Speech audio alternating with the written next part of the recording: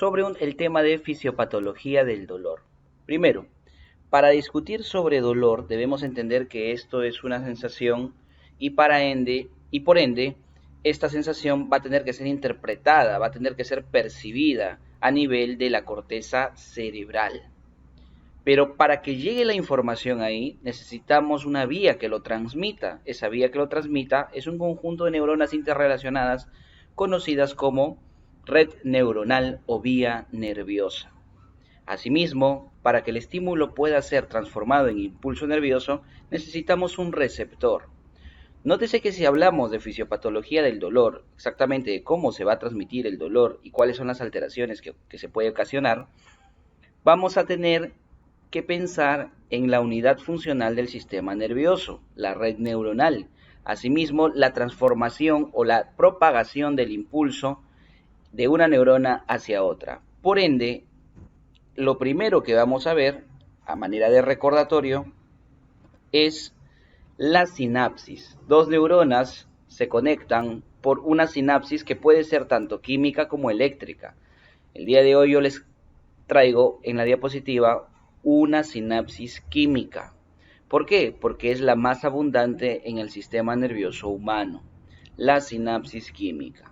Vemos la parte final de la neurona presináptica y la parte inicial de la neurona posináptica. A estas membranas se le denominan membranas pre, la que estoy señalando ahora, y postsinápticas. Vemos puntitos que están en la parte externa. Estos puntitos rojos y verdes van a simbolizar iones. Los rojos son sodio y los verdes son calcio. Así, en el interior de la neurona podemos observar el citoesqueleto. Esto que está de verde son los microtúbulos. También están constituidos por neurofilamentos que no se han mencionado o no se han representado aquí en la diapositiva. En la membrana podemos observar canales proteicos, los cuales permiten el ingreso de iones. Y en el interior, aquí observamos vesículas que contienen puntitos negros que representarían a los neurotransmisores. Microtúbulos, neurofilamentos como citoesqueleto. Estas vesículas van a estar divididas en dos grupos. El grupo de las vesículas que están ancladas a los microtúbulos, conocidas como el pool de reserva, mientras que tenemos por el otro lado las que no están ancladas, conocidas como pool de ataque.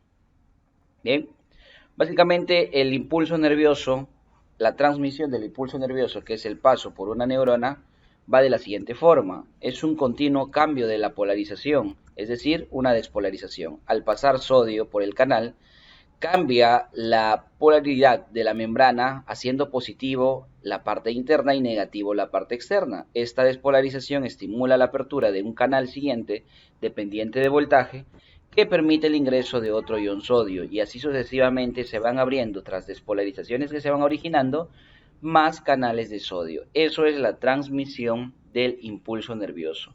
Una neurona, finalmente, para poder funcionar, lo hace mediante 4 mecanismos.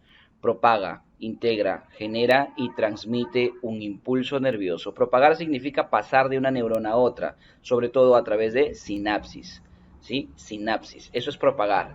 Integra significa que la neurona decide si va a transmitir por su cuerpecito, por el axón, el impulso nervioso. Generar, una vez que ha integrado y ha dicho, sí, voy a hacer un impulso nervioso, genera el impulso nervioso. Tercera función, génesis. Cuarta función, la transmisión o transporte de este impulso por el axón, que es el conjunto de despolarizaciones. ¿Listo? Cuando se da en la parte final la última despolarización por el ingreso de sodio, esa va a originar apertura de canales dependientes de voltaje de calcio, y el calcio que ingresa se va a dirigir a dos lugares.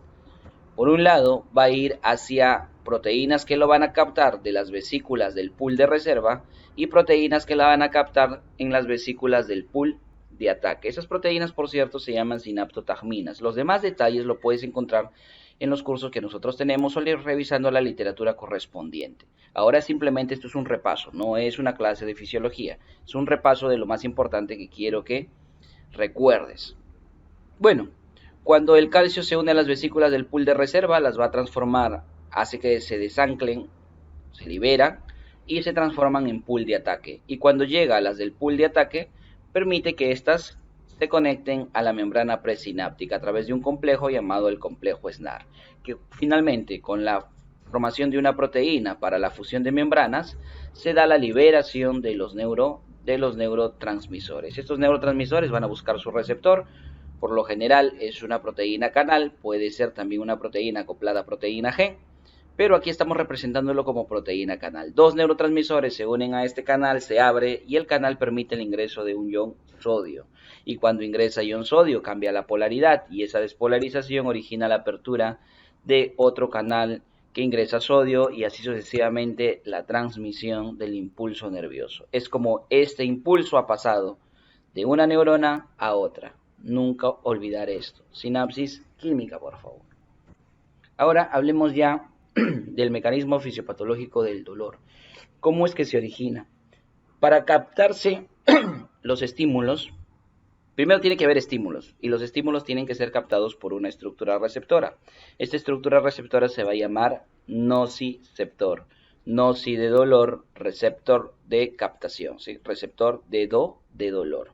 ¿Pero qué capta este receptor? Este receptor va a captar estímulos que pueden ser mecánicos, térmicos y químicos. Ojo, mecánicos, térmicos y químicos. Tres tipos de estímulos.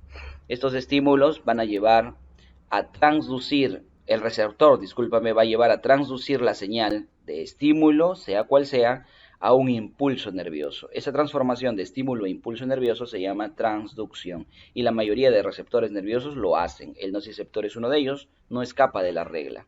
Cuando se da la transducción también pueden participar mediadores químicos, es decir, moléculas químicas que tras unirse al nociceptor van a permitir la generación del impulso nervioso. Dentro de ellos te he traído los más importantes, sea porque haya habido un daño tisular, o porque se ha activado el sistema inmunológico con macrófagos, mastocitos o células propiamente del sistema inmune, sea porque de pronto tras el daño del tejido se han extravasado los componentes a la matriz extracelular, entre ellas un elemento forme llamado plaqueta. En cualquiera de estos ejemplos, estas estructuras van a liberar moléculas. Los macrófagos pueden liberar las que tienen ahí, bradicinina, interleuquina 1, fracción beta, ¿sí?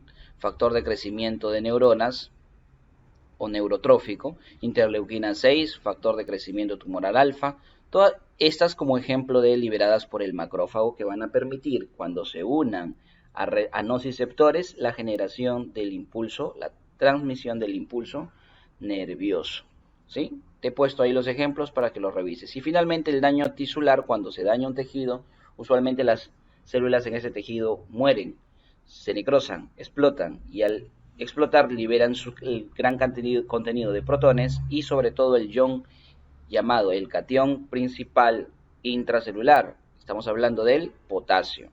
Normalmente el potasio está dentro de las células en grandes concentraciones. Si hay un daño tisular, este potasio escapa de las células y eso es un mediador químico que va a simbolizar el daño tisular y va a ser captado por nociceptores. ¿Para qué? Para que cualquiera de estos mediadores, conjunto con el nociceptor, se dé una despolarización que finalmente esta se va a transmitir. ¿Listo? Aquí un gráfico que ejemplifica todo lo que te he dicho. Mira la serie de moléculas, histamina, prostaglandina E2, 5-hidroxitriptamina, que vendría a ser la serotonina, y todas las moléculas que te he puesto aquí, representadas junto con su respectivo receptor, que vendría a ser un nociceptor. ¿Para qué? Para la generación de un impulso y un impulso nervioso. Ahora, este impulso nervioso puede ser parado, puede ser inhibido aquí. Hay moléculas que gracias a receptores inhiben el impulso nervioso y ahí tenemos moléculas conocidas como las endorfinas. Otra cosa que quiero resaltar aquí es que la neurona o esta parte de la neurona tiene la capacidad de, mediante esta fibra, mediante una vía, poder liberar sustancia P. Y esta molécula conocida como sustancia P va a predisponer a que los receptores se activen más fácilmente o va a hacer que las estructuras, células o tejido que libera mediadores químicos, lo haga con mayor avidez, generando así una mayor estimulación de los nociceptores, por ende una mayor sensibilidad de esta terminal nerviosa. Por eso es que a este proceso se le llama sensibilización. Ojo, la sensibilización se da gracias a la sustancia P. Recuerda que a partir de aquí esto va a ser conducido por una fibra nerviosa. Las fibras sensitivas suelen clasificarse en grupos. Tenemos el grupo 1, el grupo 2, el grupo 3, el grupo 4, también conocidas o clasificadas como grupo A, grupo B, grupo C. Entonces, dependiendo del criterio de clasificación, hay dos formas de hacerlo. Para el dolor, las fibras nerviosas que transmiten el dolor son las fibras A delta, conocidas también como del grupo 3, y las fibras tipo C, conocidas también como las fibras del grupo 4. Bueno, ahora ya discutamos un poco más sobre este mecanismo del dolor. Estímulos, hemos dicho, mecánicos, térmicos o químicos, van a ir hacia el nociceptor. ¿A través de qué? ¿Qué le van a hacer al nociceptor? En ese nociceptor se va a dar la transducción de la señal. El estímulo se va a transformar en impulso nervioso, y para ello tenemos mediadores químicos. Este impulso nervioso no es nada más y nada menos que despolarización de la membrana neuronal. Ahora, esa despolarización va a ser conducida hacia la sustancia gris. ¿Pero sustancia gris de dónde? De la médula espinal. Estamos hablando de un ejemplo en el cual el dolor se transmite del cuello hacia abajo, va hacia la médula espinal, ¿sí? Para llegar a la médula espinal, aquí tenemos un corte transversal de la médula espinal. Para llegar a esta se hace a través de un proceso conocido como transmisión. Y recuerda que te había mencionado de que se da a través de fibras nerviosas. Existen un montón de fibras nerviosas. ¿Cuáles son las que permiten la transmisión del dolor? A ver si lo recuerdan, lo he dicho hace ratito. Son las fibras A, delta y las fibras tipo C. Fibras A, delta y fibras tipo C. Sin embargo, estas fibras van a salir de nociceptores que van a depender del lugar donde estén, cómo es que lo van a transmitir. Por ejemplo, existen nociceptores cutáneos que son los más abundantes. Estos pueden hacerlo a través de fibras A delta como fibras C, nociceptores cutáneos. Pero no es el único lugar donde están los nociceptores. También tenemos en la parte músculo-articular. Se llaman nociceptores musculoarticulares, que también tienen la capacidad de, por fibras A delta y por fibras tipo C, transmitir esta información a la sustancia gris de la médula espinal. Y no contento con ello, tenemos nociceptores viscerales. ¿Nuestras vísceras pueden doler? Sí, nuestras vísceras pueden doler. Y esta nocicepción visceral es transmitida por fibras del tipo C. Fibras del tipo C. Y por lo general pertenecen al sistema nervioso autónomo simpático, ¿sí? Recuerda ello, el dolor visceral va por fibras nerviosas simpáticas, bien, y solo por tipo C, fibras tipo C. Bueno, ¿a dónde se va a enviar esta información? A las neuronas que están en la sustancia gris de la médula espinal.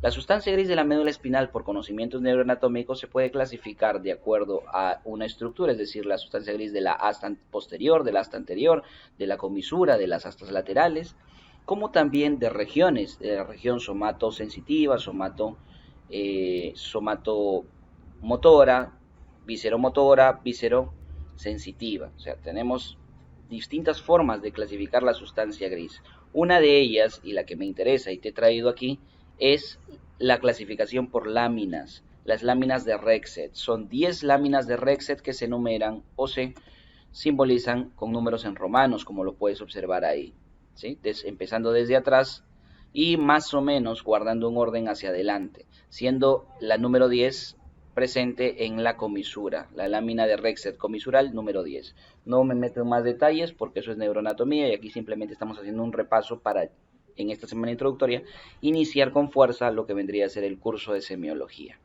Bien, de las láminas de Rexed, que son regiones en la sustancia gris, cada una de estas estructuras que van a transmitir ese impulso van a llegar a una respectiva lámina, y yo con mucho cariño te he traído eso. Mira aquí las láminas, mira las flechitas. Cada una de estas estructuras van a enviar a las láminas mencionadas. Si no las recuerdas, porque eso es parte de tu estudio personal, nunca te olvides de la lámina número 2, que es la que recibe mayor afluencia. ¿Por qué? Porque los nociceptores más abundantes son los cutáneos, y los nociceptores cutáneos más abundantes, los nociceptores del tipo o que emiten su señal a través de fibras del tipo C. Y por ello, la lámina a la cual llegan la mayor cantidad de transmisión de estímulo doloroso es la lámina tipo 2 o la lámina 2 de Rexed. No olvides ello. Ahora, estas fibras también pueden liberar un contenido hacia el nociceptor. Lo mencioné en la diapo anterior. ¿Cómo se llama ese contenido? Se llama sustancia P. Y esta sustancia P, ¿para qué sirve? Para un proceso de sensibilización. Muy bien.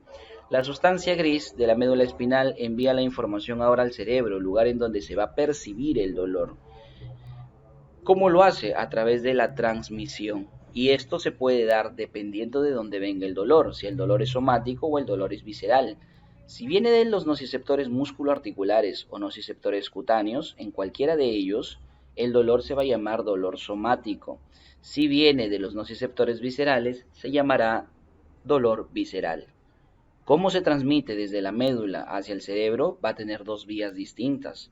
Para el dolor somático de estos dos, para el dolor somático, la vía de transmisión de la médula al cerebro va a ser la espinotalámico lateral.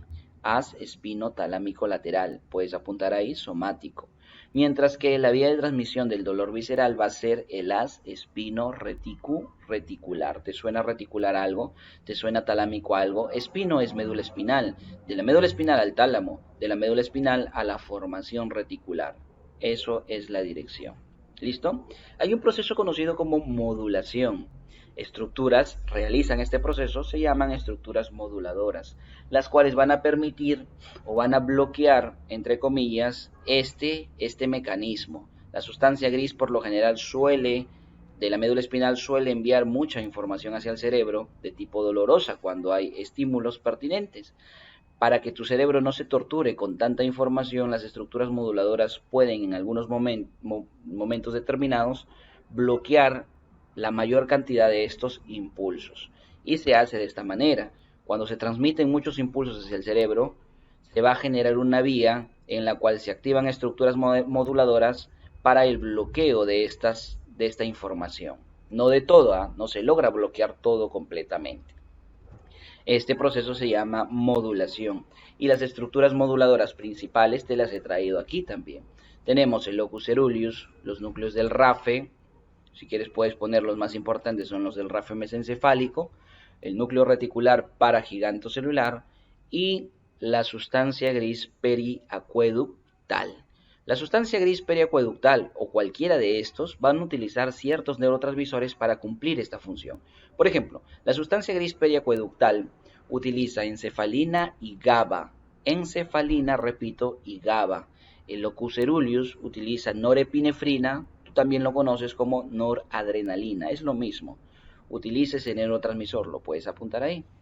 ¿Qué utiliza el núcleo del RAFE? Los núcleos del RAFE utilizan serotonina. Y el núcleo reticular paragigantocelular utiliza tanto encefalinas como serotonina. Muy bien, ya hemos hablado de los procesos de transducción, despolarización, transmisión, sensibilización y modulación. Ahora, ¿el cerebro qué hace? Percibe el dolor para que tú digas, au, me duele. Percepción del dolor se da a nivel del cerebro, pero tenemos un montón de estructuras en el cerebro relacionadas de algún u otro modo con el dolor. Por ejemplo, para que tú digas, au, me duele el brazo, es decir, sepas dónde te duele, tenemos la corteza parietal. La corteza parietal sirve para la discriminación del dolor, para la localización del dolor, saber dónde duele. El tálamo es una estructura que en primer momento recibe la información y la va a enviar a las zonas corticales. El tálamo va a recibir dos tipos de información, muchachos. Dolor somático y dolor visceral. La estructura del tálamo que recibe la información de dolor somático a través del haz espinotalámico lateral, me siguieron la idea, ¿no? Me siguieron la idea, ya lo he explicado. Dolor somático a través del haz espinotalámico lateral llega al cerebro, al tálamo. ¿A qué núcleo? Al núcleo ventroposterolateral. Dolor somático. Mientras que el dolor visceral transmitido de la médula al cerebro por el haz espino-reticular va a llegar al tálamo. ¿Pero a qué parte del tálamo? A los núcleos intralaminares del tálamo. Bueno, el tálamo se va a encargar de llevar esa información a la respectiva corteza. Si lo lleva a la corteza parietal, va a servir para que tú identifiques en dónde te duele. Si lo lleva a la corteza singular o insular, va a ser para la percepción del dolor emocional o para la memoria del dolor. Con respecto a la percepción del dolor emocional, es eso que de pronto te agobia cuando tienes un dolor de este tipo. La generación del dolor emocional tiene que ver con este lóbulo, el lóbulo de la ínsula. Entonces, en ese lóbulo de la ínsula, ¿qué vas a percibir tú? El dolor por extrañar o tener resentimiento ante una expareja. Ese dolor porque de pronto te peleaste con tu familiar, hermano, mamá, papá, lo que sea. Tuviste un problema y no se hablan 1, 2, 3 años. Y tú cada vez que lo recuerdas, porque de una u otra forma le tienes cariño, le tienes amor, vas a sentir una opresión en el pecho, un dolor que te puede llevar a llorar. Entonces, ese dolor emocional viene desde la corteza singular insular. Ahí es la activación. ¿Sí? Hasta aquí hemos discutido sobre el mecanismo fisiopatológico del dolor. Bien.